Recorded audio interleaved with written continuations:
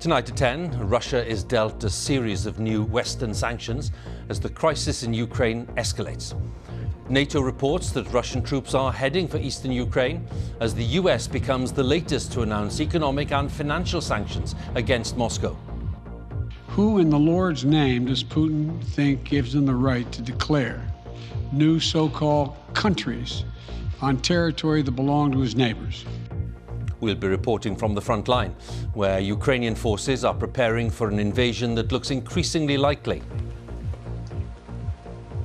Here in eastern Ukraine, troops say they will stand their ground, and if President Putin invades, he'll have a fight on his hands. Yes, we'll have more from Ola in Ukraine, and we'll have details of the new Western sanctions against Russia, including those announced by the UK, also tonight. The latest on the damage caused by Storm Franklin, with more than 75 flood warnings in place across England and Wales. It'd be naive to think things aren't going to happen, but it does seem to be dramatically changing. And in Scotland, most COVID restrictions will end in a month's time, but self-isolation is not being scrapped. And coming up in the sport on the BBC News channel, Chelsea are in Champions League action, but could the final be moved away from St. Petersburg amid the Ukraine-Russia crisis?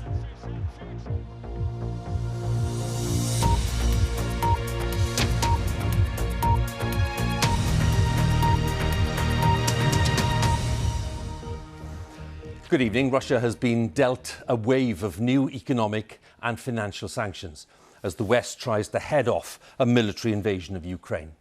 NATO is saying today that there's evidence that Russian troops are moving towards areas of eastern Ukraine and that there's every indication that President Putin is still planning a bigger offensive. Within the past couple of hours, President Biden accused Russia of a clear violation of international law and announced new financial sanctions. Now, this is the flashpoint. This is the region of eastern Ukraine. More specifically, the Donbass region, where parts of Donetsk and Luhansk have been controlled by Russian-backed fighters since 2014. And yesterday, President Putin recognized these areas as independent states and said he would send troops there on what he called a peacekeeping mission. In a moment, we'll look at the latest international reaction to the crisis. But first, we have the latest from the front line. We join our international correspondent, Ola Gerin, in eastern Ukraine. Well, tonight, the embattled Ukrainian leader Volodymyr Zelensky has called up reserves for a limited period. He's ruled out a general mobilisation, saying that he's still looking for a diplomatic path out of the crisis. But there is more at stake here than the future of Ukraine. There are long-term implications for the security and stability of Europe. The feeling here is that President Putin has made one more move in a long game, and he may be waiting now to gauge the strength of the international reaction before he moves again. A glimpse of the Kremlin's firepower today near the Russian city of Rostov-on-Don, close to the border with Ukraine. If President Putin's forces cross that line, which will come as no surprise, many in Ukraine will be bracing for the worst. And on the front lines in Zolota, here in the east, they've been getting in some target practice. President Putin has his eye on Ukraine, the world watching and waiting for his next move. They know all about waiting here. Yevgen has been in the trenches for 7 long years, fighting Kremlin-backed rebels, trying to keep Moscow off Ukrainian soil.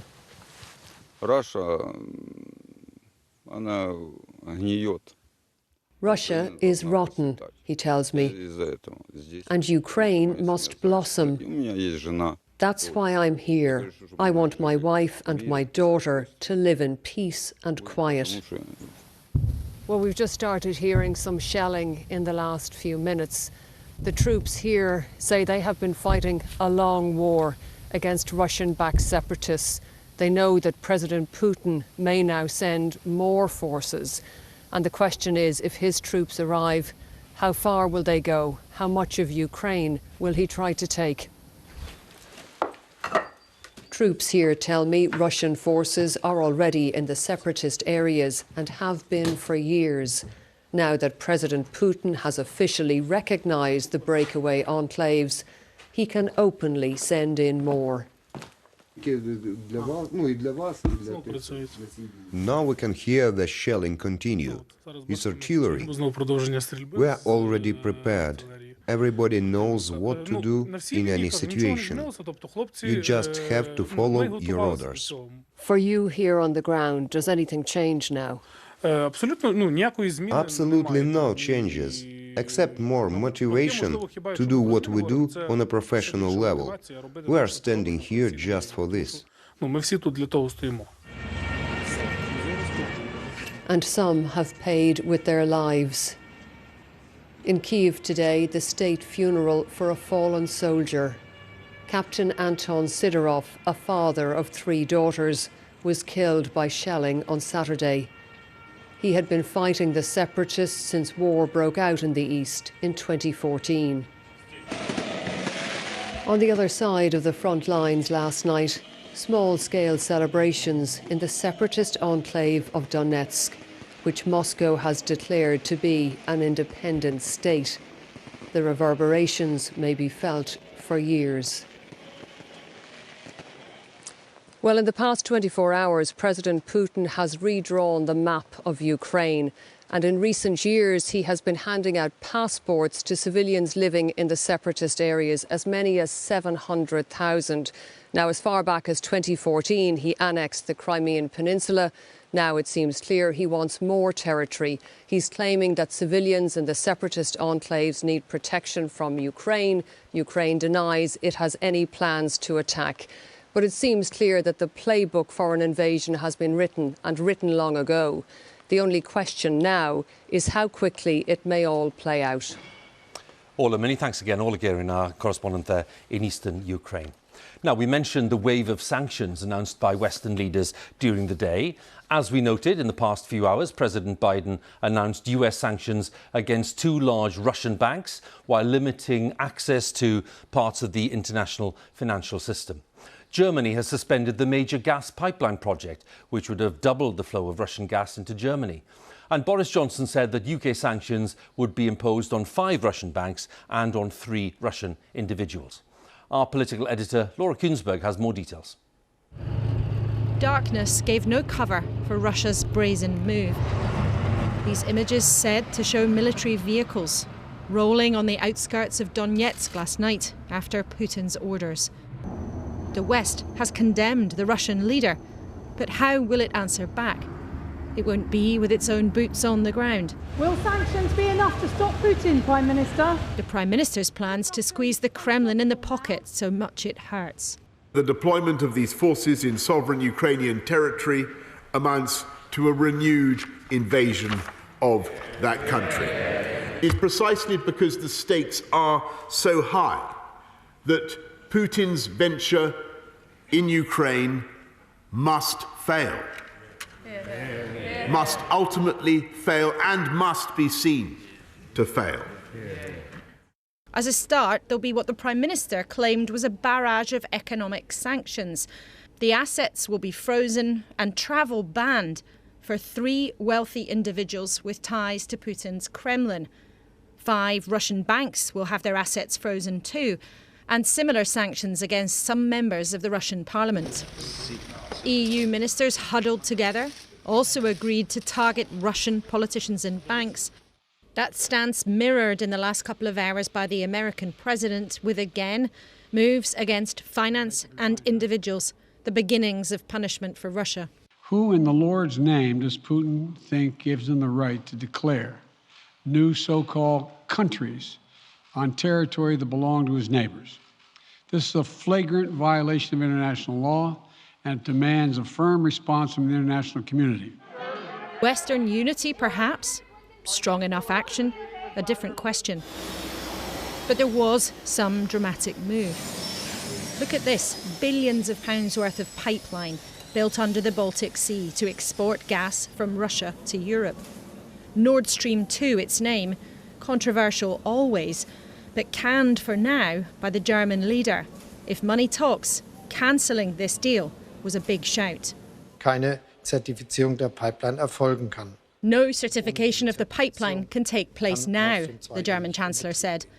Olaf Scholz didn't say never, but in an unexpected blow to Moscow's wallet, it is certainly off for now.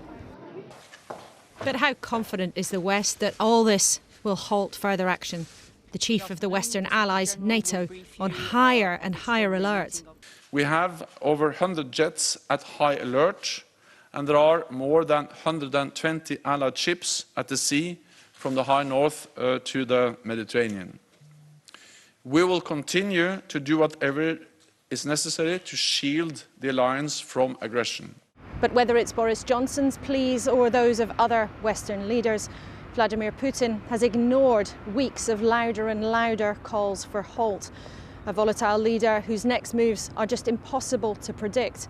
And here, there are questions even in the Prime Minister's own party about whether the UK's response is anything like strong enough. There is unease. Russian cash has been swilling around the city for so long. The government's promised, with Putin's next move, they'll tighten the screw. Yet it's unclear if the UK or anyone in the West can right now squeeze Russia to stop. Laura Kunsberg, BBC News, Westminster. Well, as Laura was mentioning there, one of the main elements in any package of sanctions will affect energy supplies, given the EU's heavy dependency on gas from Russia. European Union states imported more than 40% of their gas supplies from Russia last year. Our economics editor Faisal Islam looks at the potential impact that sanctions on Russia could have on the rest of the world. At times of actual war, economic war always plays its part. Sanctions aim to put pressure on governments and nations by limiting their flows of trade and finance. So will they work here? By far the most impactful thing that occurred today was that Germany unexpectedly put a key new pipeline for Russian gas on hold. The new pipeline, Nord Stream 2, which connects Russia directly with its main customer, has now had its legal certification withdrawn after an announcement by the German Chancellor. Although the pipeline into Germany has been completed, it is yet to be used. But the news pushed gas prices in markets back up 10% again, just as they started to fall. If sustained, that will add to bills in the autumn, which are already going up by record amounts in the next few months. There are lots of Russian investments, financing and assets that operate through the UK. Some had expected a targeting of significant Russian firms, such as Sberbank or VTB, but the UK sanctions announced today were very targeted on individual allies of President Putin and some relatively small banks. One long-standing Putin critic said much more could have been done. The sanctions that were announced today were very tepid. The 3 oligarchs who were sanctioned have already been sanctioned by the United States back in 2018. They've surely rearranged all their affairs since then. And Boris Johnson knows who really he needs to sanction if he wants to change Putin's calculus. And that's the top 50 Russian oligarchs who hold Putin's money and have a lot of that money in the UK. So what can Russia do as new Cold War turns to cold winter? Former President and Putin ally Dmitry Medvedev took to social media to warn Germany about a brave new world where Europeans are very soon going to pay huge prices for natural gas. Russia has upped its economic defences, building up a war chest of foreign exchange and a very low national debt. This could protect it from more significant sanctions. Russia has a pillow of international reserves, so it can endure such negative shocks of sanctions for some time. So what next? There are still plenty of weapons left in the economic armoury, from targeting Russia's energy companies to removing Russia from the international financial system. But these sanctions so far have seen punches pulled. That could be to leave room for escalation should there be a wider invasion of Ukraine. Tonight in West London, a Champions League match on the road to St. Petersburg, planned host of the final in May.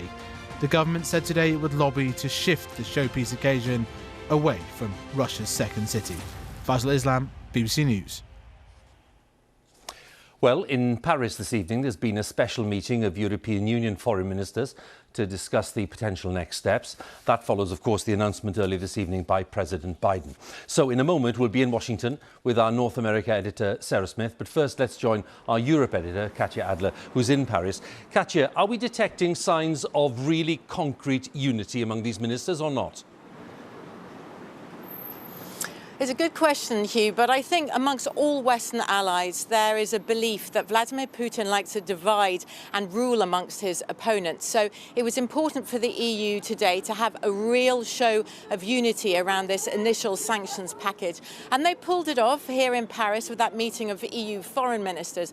But there are cracks underneath the surface. And why? Well, that's because sanctions against Russia and possible counter-sanctions for Moscow affect some EU countries more than others. So, of course, everyone is worrying about energy prices at the moment. But for Germany, for Austria, for Hungary, for Italy, they're particularly reliant on gas supplies and very close trade ties with Moscow.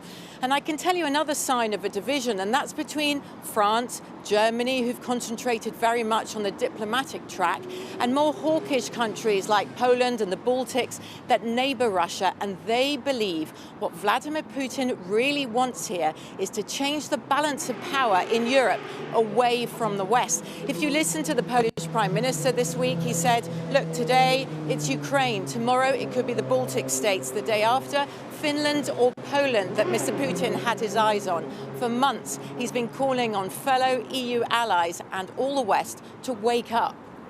Katya, many thanks. Katya there with the latest on that meeting in Paris and the thinking there. Let's go straight to Washington, and Sarah's waiting for us, our North America editor. So we talk about the sanctions announced by President Biden, and what's your sense there of how people think they might work? Do they go far enough? Is there a consensus view?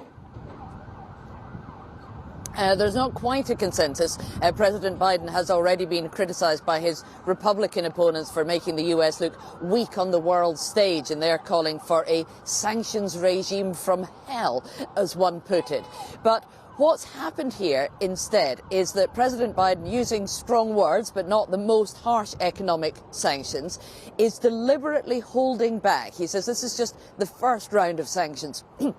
The idea is to try and deter Russia from further aggression against Ukraine by saying there will be further economic sanctions if you continue, although that has led to criticism, as I say, from Biden's political opponents. In addition to what sanctions he did announce, he also said there would be further troop movements, US forces moving into Baltic states and Poland. Now, that is not with any intention at all that they would move into Ukraine and take any action there, or any intention that they would confront Russian forces. President Biden said himself a few days ago that when Russians and Americans are shooting at each other, that's a world war. That is not their intention, but they do want to send in more troops to bolster some of those Baltic states and Poland that do neighbour Russia. And there is practically no hope left here that there can be a diplomatic solution found to this crisis. The Secretary of State in the US has just announced that he is cancelling a planned meeting with the Russian Foreign Secretary that was going to take place in 2 days' time. But what the US is hoping is that they can avert what they call a worst-case scenario, a full military Russian assault on Ukraine. And that's why they're holding back some sanctions and holding out the possibility that there might still be room for some diplomatic action. All right, Sarah, many thanks again, Sarah Smith, with the latest at the White House. And Katya, thanks to you too, Katya Adler in Paris. Now, the Russian media, well, what can we say? There's been universal praise for President Putin's latest moves and his case for denying Ukraine's basic right to exist as an independent country. Mr. Putin dismissed Ukraine as a colony with a puppet regime. He announced his decision to deploy troops last night, but 24 hours later, it's still not entirely clear if any troops have actually arrived in the two breakaway regions. Our correspondent Steve Rosenberg reports now from Moscow. Russia's parliament rubber-stamping the Kremlin's request for permission to send troops into the rebel republics of eastern Ukraine. When they voted, there was no surprise. A unanimous yes. Cue the president. Vladimir Putin continues to keep everyone guessing about his plans, but this sounded like an ultimatum. The best solution would be for the authorities in Kiev to give up their ambition to join NATO and adopt neutrality. But if our so-called partners pump Ukraine full of modern weapons, a solution will become impossible. So the most important thing is that Ukraine should demilitarize.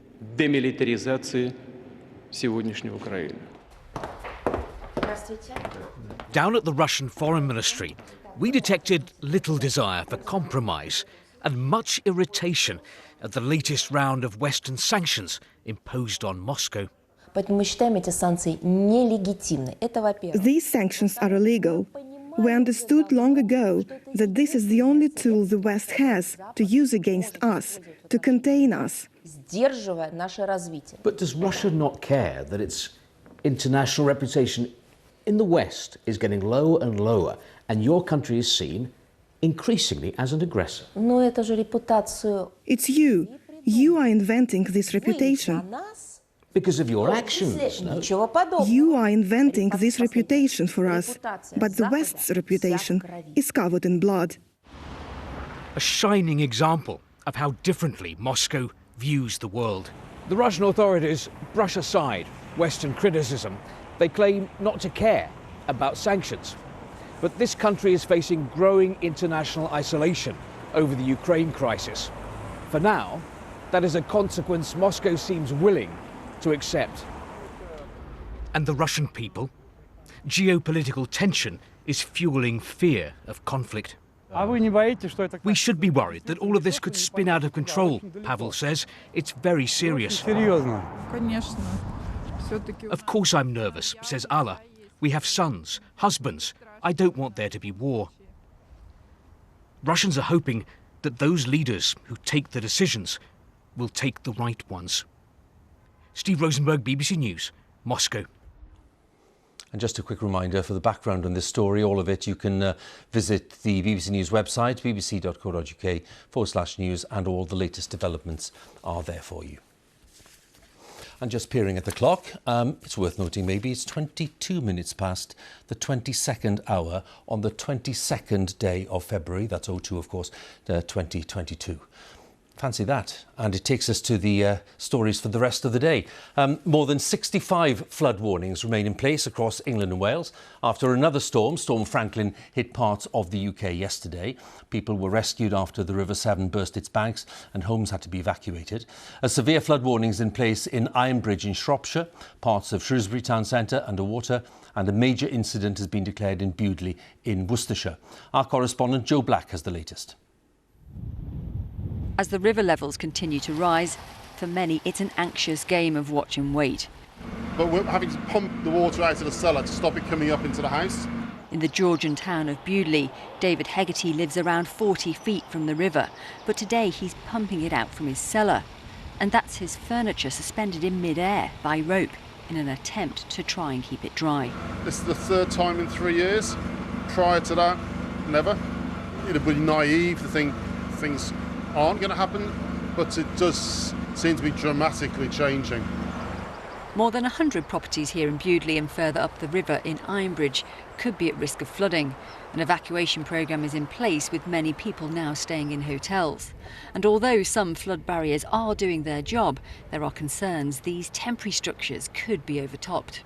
We can't ever stop flooding, and with climate change that risk is becoming greater. We do everything we can to minimise it, but that's why we issue warnings. In York, the owners of these cars face a long wait before they can return to rescue their vehicles. In nearby Tadcaster, a clear-up operation after the River Wharfe broke its banks. And in Shrewsbury, large parts of the town are still underwater. So as you can see, the whole kitchen is lifted up. Nearby, Sarah Jackerman and her family are stuck upstairs, escaping the floodwater in their home. This is 3 years, 3 floods, all of them at record-breaking levels. This is just becoming impossible. Here in Bewdley, the river levels are expected to peak tomorrow morning. The storms may have passed, but their impact is still being felt. Joe Black, BBC News in Bewdley in Worcestershire. Charges against 4 men accused over the shooting of a black equal rights campaigner, Sasha Johnson, have been dropped. The mother of 2 remains in hospital after she was shot in the head in South London last May. A judge at the Old Bailey recorded formal not guilty verdicts after the prosecution reviewed the case and said it would not be offering any evidence. The brother of the Manchester Arena bomber has been found guilty of attacking an officer in Belmarsh Prison's high security unit. The court heard that the officer thought he would be killed when he was set upon by Hashim Abedi, as well as the Parsons Green tube bomber Ahmed Hassan. Our Home Affairs correspondent Daniel Sanford has the story. Smiling and joking as he comes upstairs in Belmarsh Prison's high security unit, the Manchester bomber's brother, Hashim Abedi, serving life for 22 murders, followed by convicted terrorist Mohammed Saeed and the failed Parsons Green tube bomber Ahmed Hassan. They've made a plan to attack a prison officer. They pause briefly and then run. The assault itself happened in an office where there are no cameras. Huw Edwards, the officer who was attacked, said it started with Saeed launching a karate kick at his head and Abedi trying to hit him with a heavy office chair. He ended up on the floor with the prisoners kicking and punching him, and he was worried he might be killed. He was rescued by colleagues and escaped with cuts and bruising to his ribs and face. The former Chief Inspector of Prisons says officers need more specialist training for dealing with Islamist terrorists. It's no good just treating them as other prisoners are treated. There needs to be a unique and a tailored approach. The assault in the high security unit with its covered exercise yard came just 4 months after a convicted terrorist attempted to murder an officer in Whitemoor jail. The prison service still struggling to adjust to this uniquely dangerous group of ideological inmates. Daniel Sanford, BBC News, Belmarsh Prison. The Queen, who tested positive for COVID at the weekend, had to cancel her planned virtual engagements today because of what are described as mild symptoms. Buckingham Palace said that Her Majesty would continue with light duties. Let's have more details from our royal correspondent, Nicholas Witchell, who's with me. For those viewers wondering if we really know what's going on, Nick, what would you say to them? Well, we don't, really. I mean, it's the truth of the matter. She had various virtual engagements in her diary today, but according to the palace, she is still experiencing these mild cold-like symptoms, exactly the same form of words that they used on Sunday when they confirmed that she had tested positive for COVID-19. So these virtual audiences with new ambassadors weren't able to take place. So where does that leave us? Well, without really a clear idea of what is going on. Now, I have no doubt that the palace does genuinely want to get out some visual evidence to reassure everybody that there is nothing to worry about, but they weren't able to do that today. She is continuing with these light duties, according to the palace, going through paperwork and all that sort of thing. She has her regular weekly phone call with the Prime Minister due tomorrow, clearly a lot to talk about at the moment, and there is an important engagement in the diary for next week. That's the reception for members of the Diplomatic Corps taking place at Windsor this year, and according to officials, that engagement is still in the diary. OK, Nick, many thanks again. Nicholas Witchell there, our royal correspondent. First Minister of Scotland, Nicola Sturgeon, says COVID restrictions, including the wearing of face coverings, will end in 4 weeks' time. She said that from the 21st of March, the need to wear face masks in public places would switch from a legal requirement to guidance. Our Scotland correspondent, Lauren Gordon, has more details. The COVID strategy has been different here, more cautious. Face masks are still law in indoor public places, including at concerts like this. That now soon to end. I think it's far too soon. I'm just sticking with my mask anyway. There's no way I'm taking it off now. I think we need to go back to some sort of normality and sort of live with it rather than fight against it. All legal restrictions in Scotland, including the wearing of face coverings, will end on March the 21st, although people will still be advised to wear masks in some indoor settings, including shops and on public transport. Ahead of that, from next Monday, Scotland's COVID passport scheme will finish, and there's to be no changes to the self-isolation guidelines. Support payments will also remain. The First Minister also said Scotland was committed to free testing, but I must express frustration at the UK Government's position. We have no clarity on how much of the COVID testing infrastructure the UK Government intends to retain, no clarity on how much investment will support it in future, and no clarity on whether the Treasury will provide additional resources or demand instead that funding is taken from elsewhere in the health budget. The challenge is that COVID testing is administered by the UK Government. And while the Scottish Government says they want free PCR and lateral flow tests to continue, free mass testing will end in England in April. The Scottish Government seems to want to retain lateral flow tests at the point of care. It is possible that this will go in line with the free prescription scheme of the Scottish Government, and that then the costs would have to come out of the Scottish Government's health budget. Testing the latest area where four-nation policy diverges as we find our way out of this pandemic. Lorna Gordon, BBC News, Glasgow. Now, before we go, let's have a final word on the escalating crisis in Ukraine. We'll talk to our chief international correspondent, Lise Doucette, who's in the Ukrainian capital, Kiev. Lise, can you give us a sense of what people in the capital are experiencing right now and what their real look at the possibilities is? How would you sum it up? Well, Huw, I think the news at 10 tonight has reminded our viewers that this crisis in Ukraine has whipped up a storm that has gone right round the world. But here in Kiev, I mean, look at the stunning skyline behind me. The mood is calm, strangely calm.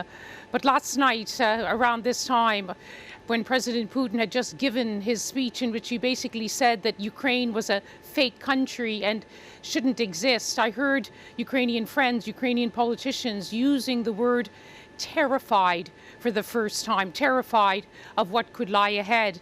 And the day today began, as it often does, with President Zelensky saying to the West, what are you waiting for to take action? Russian aggression is already here. And now, tonight, Ukrainian politicians are looking at the fine detail of those sanctions that are being imposed in one country after the other. President Zelensky has ordered up, called up reservists, saying it's not a general mobilization, just for a special period, he says, holding out the hope that diplomacy can prevail. And Ukrainians, well, for many weeks now, many have been packing a bag just in case, learning how to shoot a gun just in case. Some have moved houses, but for the most part, Ukrainians are staying put and saying that if it comes to it, and they hope it doesn't, they'll fight.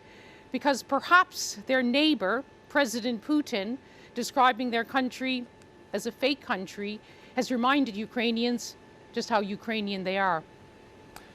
Lise, interesting to talk to you once again, of course. Thanks very much, Lise Doucette, our chief international correspondent in Kiev. That's it. Now on BBC One, it's time for the news where you are. Have a good night.